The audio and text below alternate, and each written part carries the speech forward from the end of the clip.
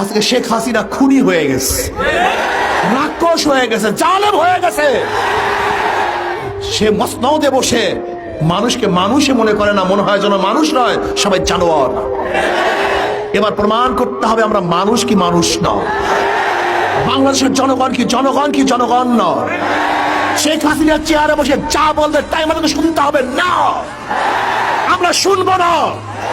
আমরা ব্রিটিশের বিরুদ্ধে আন্দোলন করেছিলাম, আমরা ভাষার পক্ষে আন্দোলন করেছিলাম, ব্রিটিশদেরকে দেশ থেকে তাড়াতে বাধ্য করেছিলাম, আমরা পাকিস্তানি খুনিদেরকে দেশ থেকে বাধ্য করেছিলাম ভারতে। আমরা খুনি শেখ হাসিনাকেও ওই বাসনাদ থেকে নামাতে বাধ্য করবে ইনশাআল্লাহ।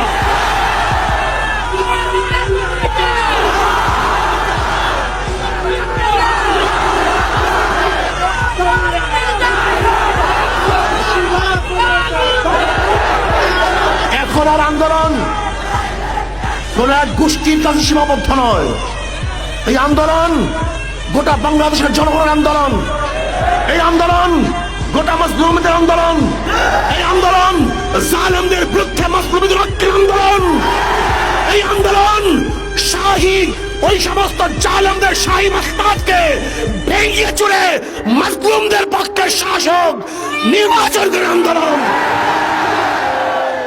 যতক্ষণ পর্যন্ত এই জালেম সরকার, এই খুনি সরকার, ফ্যাসিস্ট সরকারকে আমরা উৎখাত করতে না পারবো, ততক্ষণ পর্যন্ত রাজপথ ছাড়বো না ইনশাআল্লাহ। ভাইরা আমার, আমরা এমন পর্যায়ে পৌঁছে গেছি, এমন জায়গায় চলে গেছি, ব্যাক করার কোন সুযোগ নেই।